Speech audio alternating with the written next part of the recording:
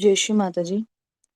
हम सभी श्री माता जी को पूर्ण हृदय से नतमस्तक होकर प्रणाम करेंगे और बंधन लेंगे। We will bow down to Shri Mata ji and take bandhan.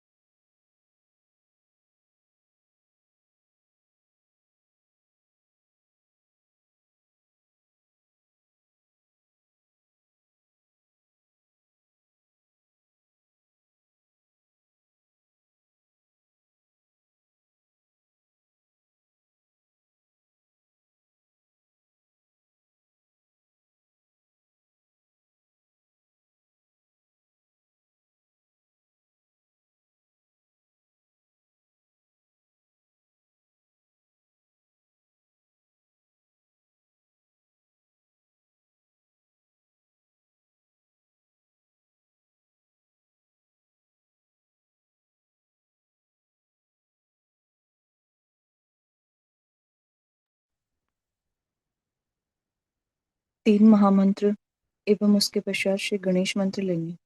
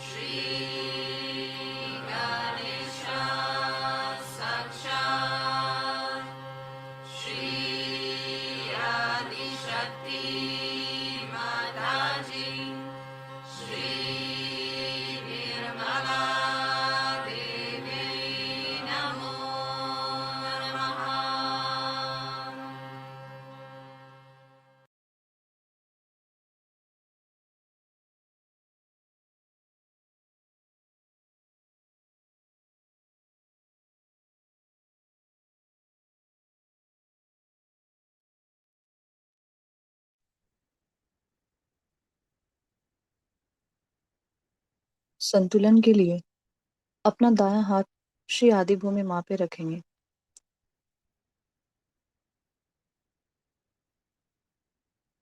For our left side,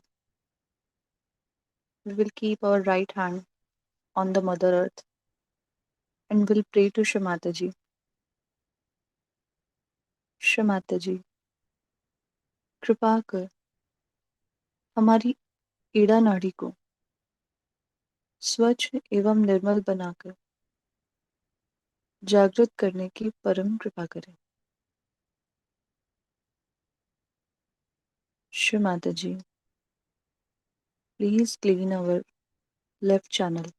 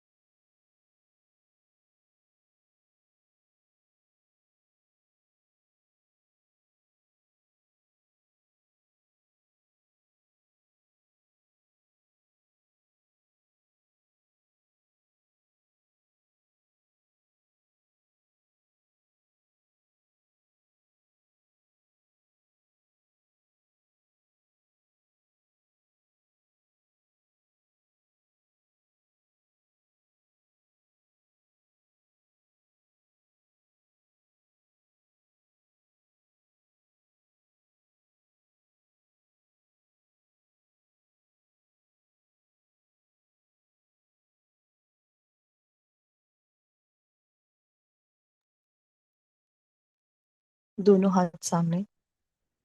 We will keep our both hands towards Shri Mataji.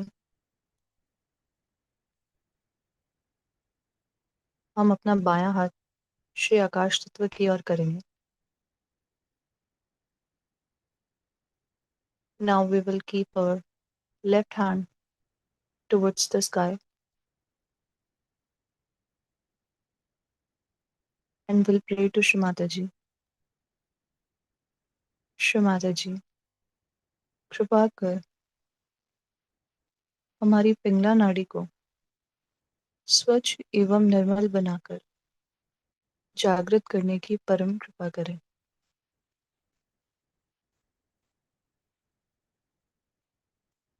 Shri माताजी, please clean our right channel.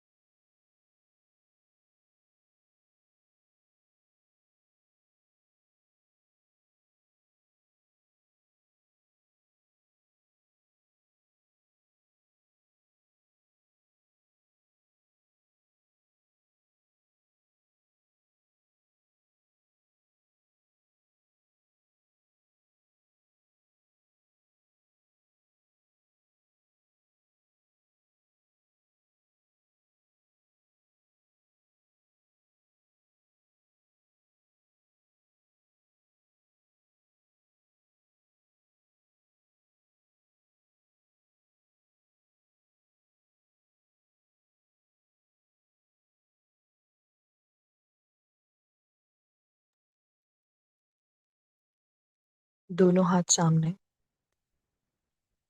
We will keep our both hands towards Shri Mataji.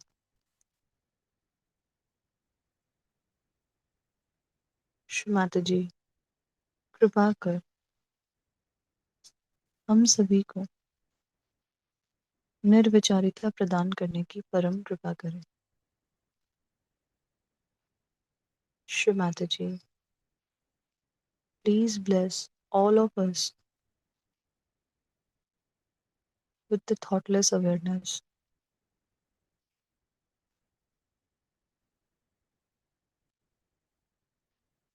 कृपा कर हम सभी को निर्विकल्प स्थिति में लाने की परम कृपा करें।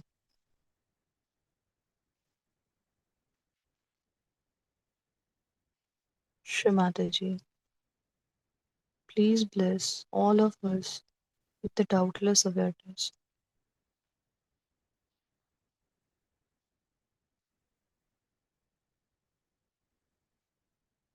ध्यान की इसी अवस्था में हम श्री माता जी की अमृत वाणी को आत्मसात करेंगे। We will now listen to Shri Mataji's speech.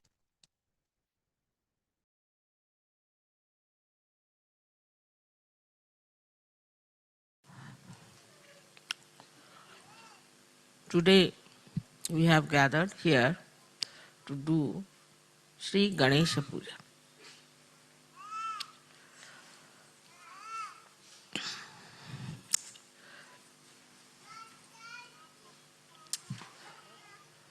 The first deity that was created by the Adishakti was Sri Ganesha. Because it was necessary first to create the deity of principles. The deity of principle in the sense that whatever is created, whatever is there, has called bhava, whatever has been so far created, up to human level, everything had to be through the implanted mechanism of energy. Otherwise, nothing could have been created.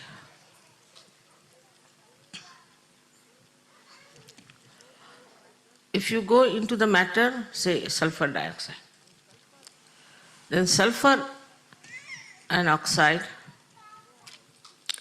go on deep into it till you reach the state when it is a molecule. Then you see these atoms of sulfur and oxygen, they oscillate. They oscillate with a frequency. There are 3 types of frequencies they use. Now imagine in the molecule, think of it. In the molecule of a substance, there is an energy which is active. Now one may say that why should be in matter there is energy? One can ask a question, why there should be energy in matter?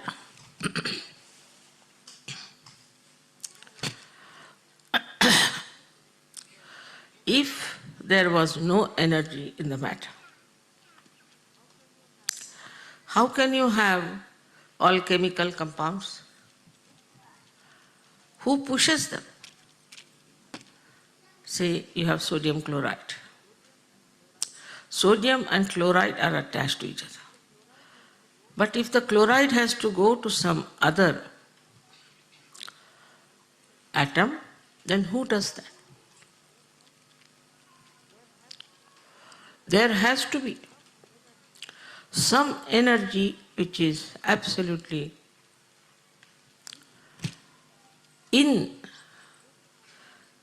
built into matter. Now we may say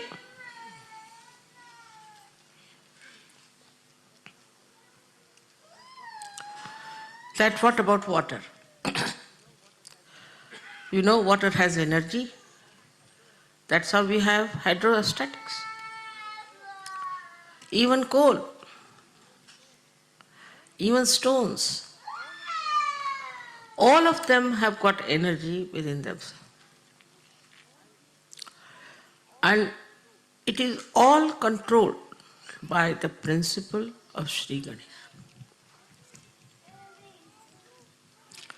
So though he's such a small, little, tiny little child, how great is his work and how much he has to work out. Now from matter you move, say, to living plants, then to animals, then to human beings. And everywhere his energy works. At the level of matter, they might call it electromagnetic. But potentially it is the energy of Sri Ganesh, which is electromagnetic at that point. Then it starts evolving, growing. That's how we have different stratas of energies that we see in different growth of the evolution.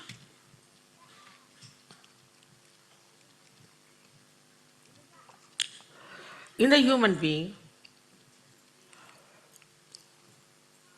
it exists, as you know, as auspiciousness, as purity, mainly the innocence. So the power of innocence is such a guiding factor. There's a difference between ignorance and innocence. If you are innocent, then to you, nothing is important except for love. For an innocent person who is not conditioned, who is not egoistical, who is not so-called mature, it is the love that it understands. It doesn't care for any wealth, any power, anything, but the love that it can feel, the pure love of a person.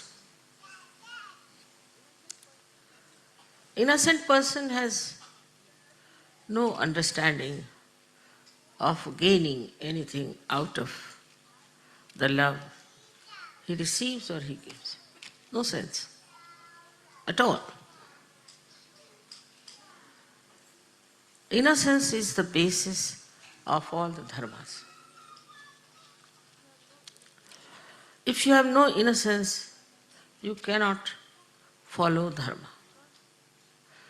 Because if you are dharmic, it is maybe a mental attitude, maybe egoistical, maybe because you are born in a religion, because somebody has told you about it. It's going to be very superficial. Unless and until it is embedded in the quality of innocence, dharma has no meaning. In that state, you are dharmic. You are beyond any thinking about it, of any deductions about it, but you are dharmic. You cannot be a dharmic. You cannot be. As if the manifestation of innocence is morality.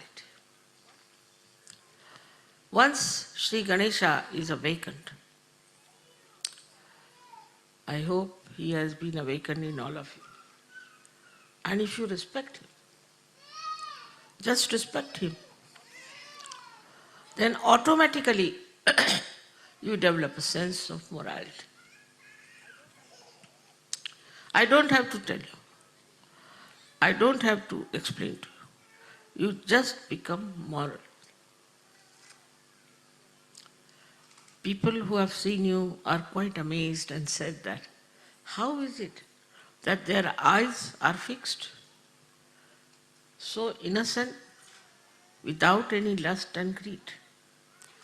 Is the light of Sri Ganesha. From the back agya, front agya, is Jesus Christ, who is the manifestation of Sri Ganesha.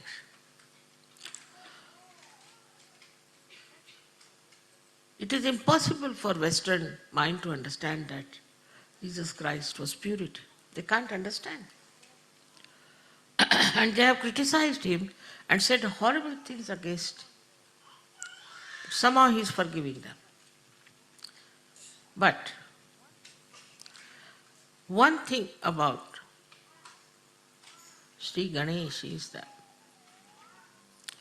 that he worships his mother. Motherhood is very important. Motherhood in the women, motherhood in the father, and also in the children, has to be accepted as the mainstay of family life and society.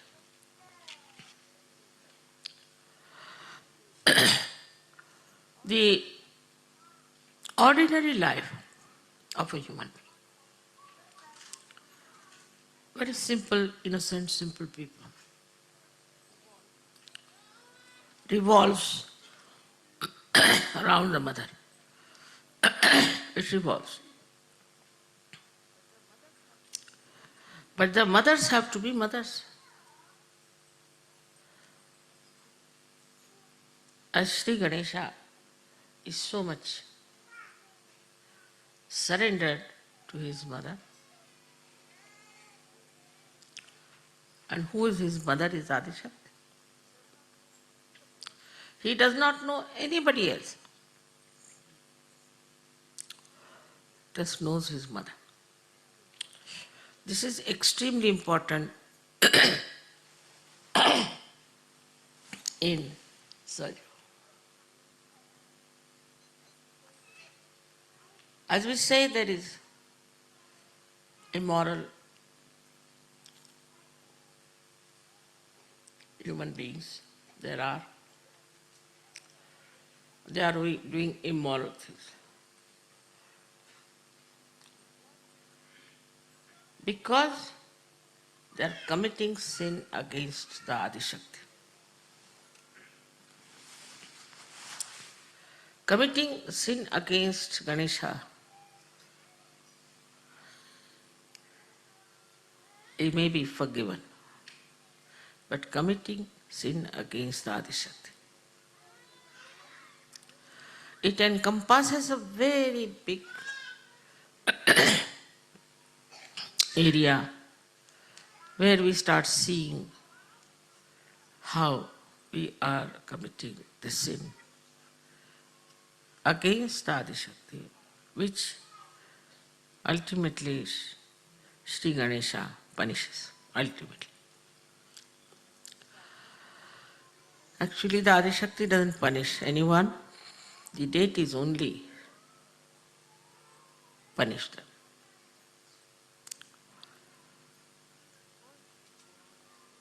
First and foremost thing that is to be understood, that innocence should be respected.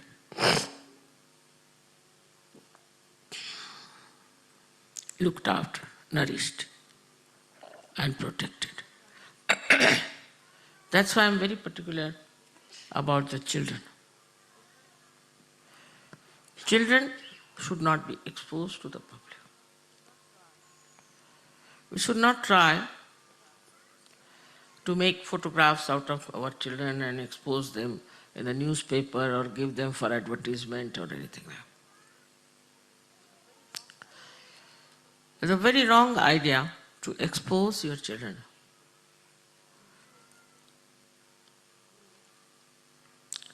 to gain some money out of them. In any way. In the smallest way also. Because we are selling the innocence which is invaluable, writ large on the children. Many children I know who have been advertised and all that, especially in India, have died. Also, we have to look after our children with great care. But we go to two extremes, I've seen. Some people are only worried about their own children. If anything happens to them, just get upset. That means you are respecting your child because he's your child. But if you are respecting him because he carries innocence with him, then you have to respect every child. And understand every child. What they talk, what they say, how they behave. Luckily, you all have got children now who are born realized. It's such a great thing, such a blessing. So on one side, we have to see how innocent they are and how they talk. I'll give an example. This Wolfgang was very serious. And his wife told me that we were taking him to the hospital. So his daughter says, "Why are you taking him to the hospital? There are no surgeons there. How will they correct his chakras?" Innocently said the correct thing. And they couldn't do. Doctors didn't do anything. I had to cure him. Take him to mother. Why are you taking him to the hospital? They see the right point and say the right thing because they are innocent, and innocence means they have pure attention. Pure attention for anything you need. Say music, for art, for anything you have to have pure attention. And that comes through your innocence.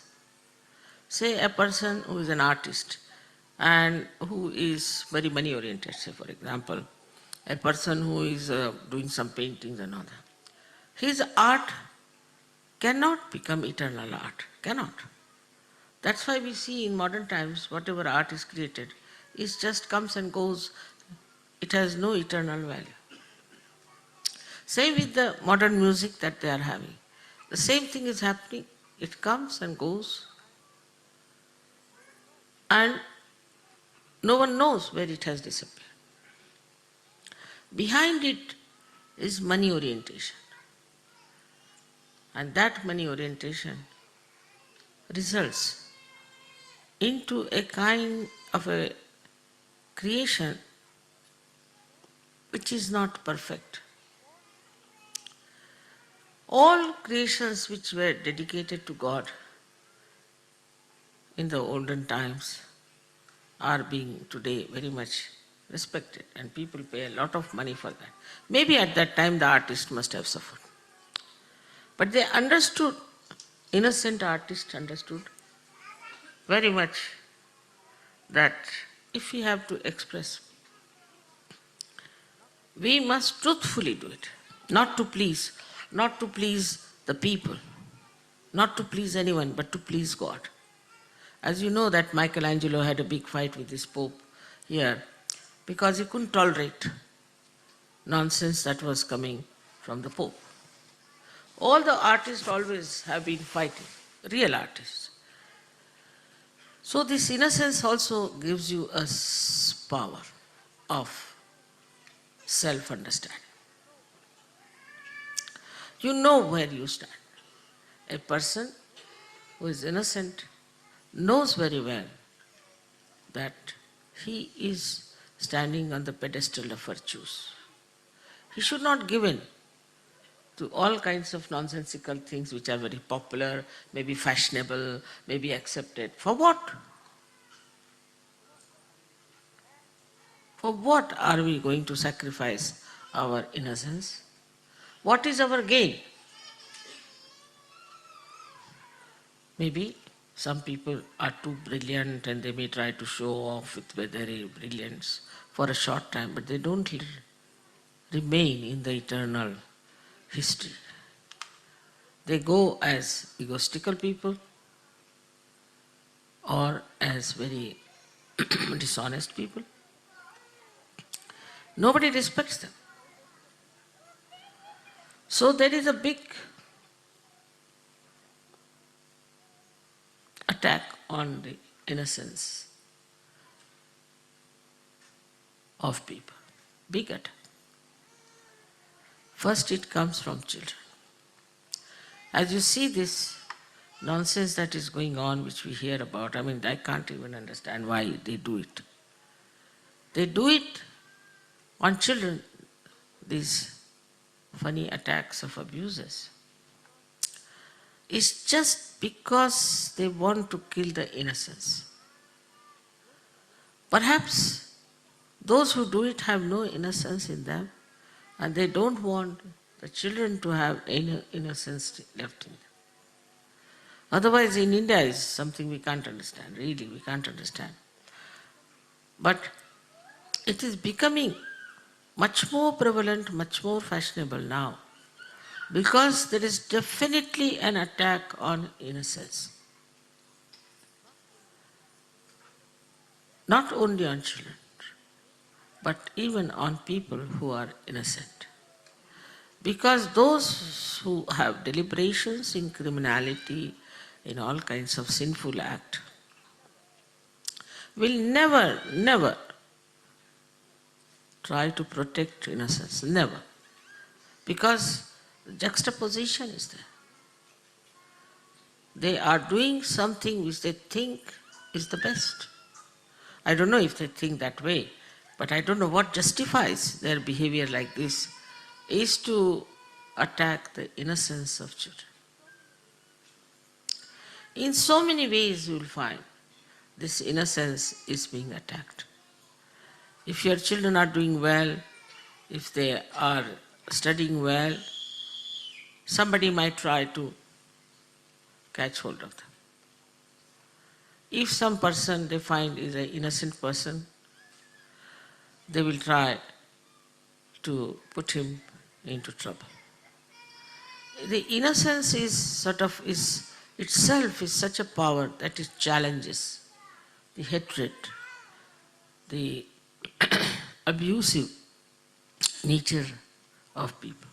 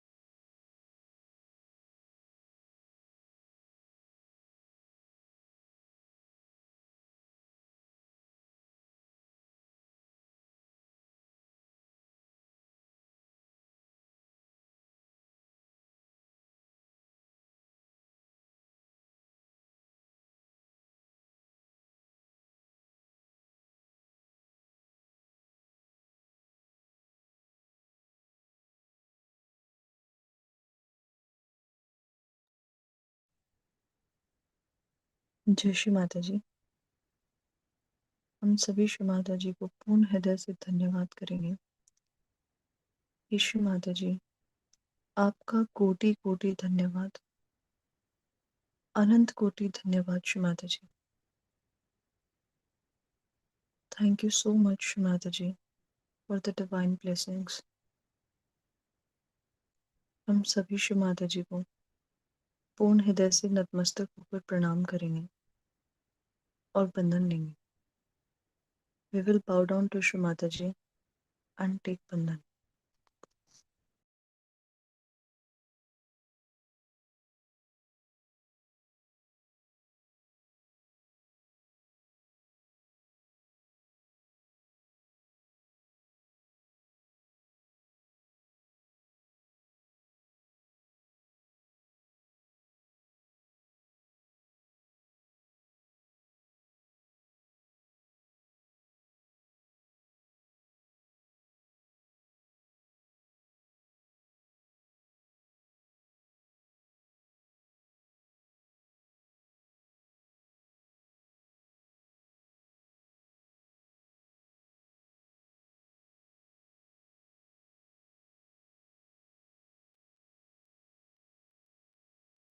जय श्री माता जी।